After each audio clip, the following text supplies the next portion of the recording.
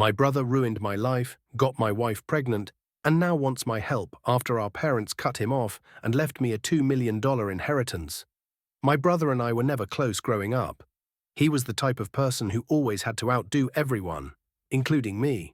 If I got an award, he had to get a better one. If I got a job, he'd brag about landing a higher paying one. It was always a competition, but I never viewed it that way. I just wanted to live my life and be happy. Unfortunately, things took a turn that made everything unbearable. It all started a few years ago when I married my wife, Emily. She was everything I'd ever wanted in a partner: kind, thoughtful, and loving.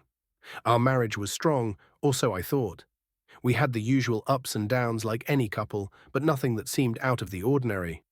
My brother, on the other hand, was always flirting with her, making inappropriate jokes, and generally behaving in a way that made me uncomfortable. I thought he was just being his usual obnoxious self, and Emily would brush it off, saying it didn't mean anything. One day, I found out that I couldn't have been more wrong. Emily broke down and confessed that she had been having an affair with my brother for almost a year. She was pregnant, and the baby was his. My heart shattered into a million pieces. I felt like my entire life had been a lie. I trusted both of them, and they betrayed me in the worst way possible. At that moment, I didn't know what to do. I couldn't breathe, think, or feel anything but rage and betrayal.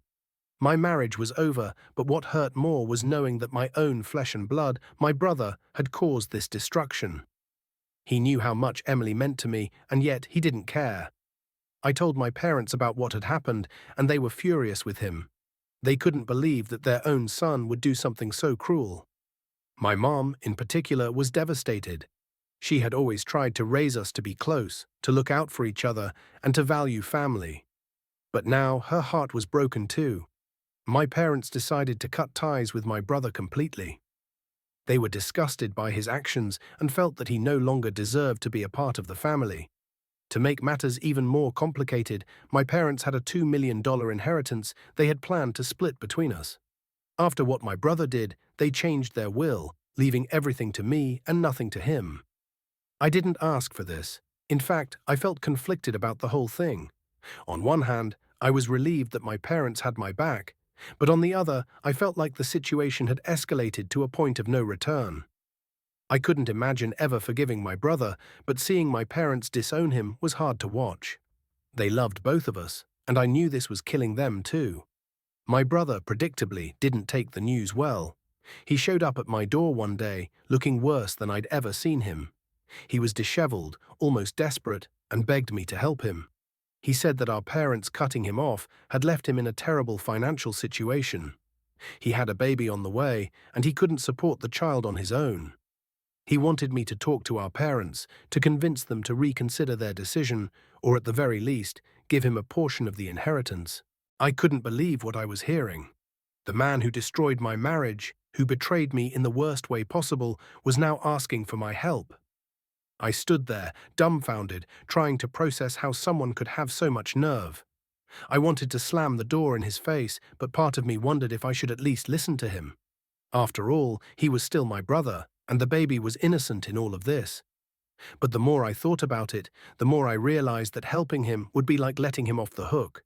He had made his bed, and now he had to lie in it. He had chosen to have an affair with my wife. He had chosen to betray me. He had chosen to ruin our family. And now he wanted me to fix it for him. I wasn't responsible for the mess he'd made. I told him as much. I said, "You did this to yourself. You can't expect me to fix it." He looked at me with a mixture of anger and desperation, but I didn't back down. I wasn't going to be his safety net, not after everything he'd done. My brother stormed off, and I haven't spoken to him since. Our parents remain firm in their decision to disown him, and I'm now the sole inheritor of the $2 million. But the money doesn't make me happy. In fact, it feels like a weight on my shoulders. I didn't want any of this. Neither the betrayal nor the inheritance. I just wanted my family to be whole. Sometimes I think about what life would have been like if none of this had happened. If my brother had just respected the boundaries of my marriage, maybe we could have worked through our issues and come out stronger. Maybe Emily and I would have had a family of our own. But those thoughts are useless now because the damage has been done. Emily ended up leaving town after our divorce. I don't know where she is or what she's doing, and I honestly don't care. As for my brother, I hear bits and pieces about him through mutual acquaintances. He's struggling, both financially and emotionally. Part of me wonders if I should feel bad for him, but then I remind myself that he made his choices. He knew what he was doing when he got involved with my wife, and he has to live with the consequences. My parents have been incredibly supportive throughout all of this. They've stood by me and helped me pick up the pieces of my life. I know they're hurt by what my brother did, but they're trying to move forward just like I am. We don't talk about him much anymore. It's too painful. Instead, we focus on rebuilding and finding some semblance of peace in the aftermath of the chaos.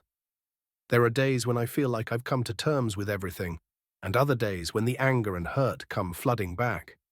Betrayal like that doesn't just disappear overnight. It lingers, affecting how you view relationships, trust, and even yourself. I've started going to therapy to work through some of these feelings because I know I can't carry them forever. The betrayal might always be a part of my story, but it doesn't have to define me. In the end, I've learned that family isn't just about blood. It's about respect, trust, and love. My brother broke all of those things, and while I'll always have the title of brother to him, I can't see him as family anymore. Some lines, once crossed, can never be uncrossed. So here I am, with an inheritance I never wanted, a family torn apart, and a heart still trying to heal. Life doesn't always turn out the way you expect, but you have to find a way to move forward, even when everything seems broken. And that's what I'm trying to do, move forward, piece by piece, day by day.